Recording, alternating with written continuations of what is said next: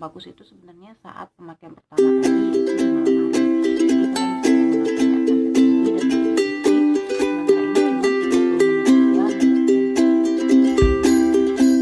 Dan cara ketiga menggunakan nasi kubis ini adalah cara yang paling sangat menunjukkan, yaitu kalian bisa menggunakan nasi kubis ini dengan dicampur masker lain gitu. Misalnya kalian ada masker guna atau masker lain yang kalian punya, dan kalian bisa campur dengan nasi kubis ini. Nanti maskernya itu kalau bagusnya sih masker yang cukup.